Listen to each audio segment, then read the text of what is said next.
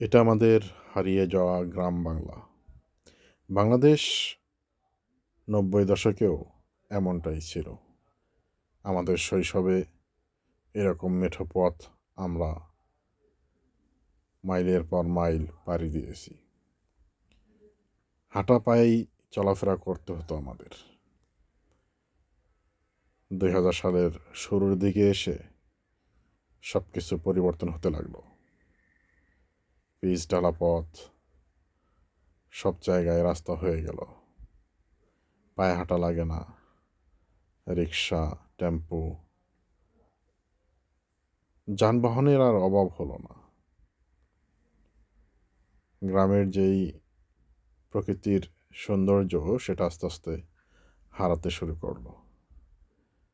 গ্রামগুলো শহরে পরিণত হয়ে গেল।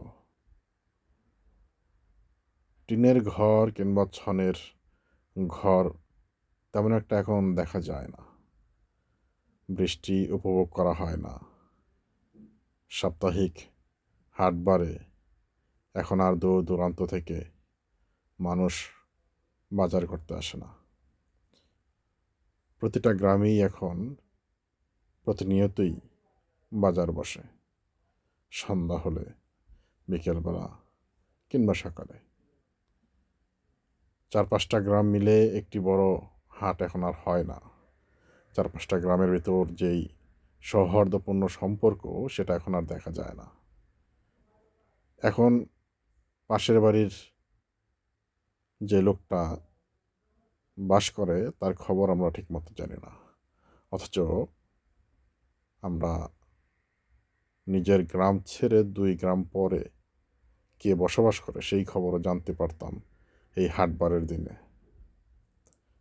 এখন আর সেই দিনগুলো শুধু কল্পনাতেই আমরা অনুভব করতে পারি, বাস্তবে তেমন একটা যায় না। তবে উত্তরবঙ্গের কিছু কিছু জায়গায় এখনও এমন সুন্দর প্রকৃতি বিদ্যমান, কিন্তু ঢাকার আশেপাশে এগুলো শুধুই অতীত। এই গরু দিয়ে যে ধান ভাঙানো সেটা এখন আর চোখে পড়ে না। মেশিনেই সব ধান গুঁড়ো করা হয়। আহ, যদি আবার শৈশব ফিরে পেতাম। খুব ইচ্ছে করে, খুব ইচ্ছে করে দূরে কোথাও মাটির রাস্তার ধারে একটা বাড়ি করার, নদীর জলে গোসল করার, যা এখন শুধুই স্বপ্ন। ভালো থাকবেন সবাই, সুস্থ থাকবেন। আবার দেখা হবে নতুন কোনো ভিডিও নিয়ে। আল্লাহ হাফেজ।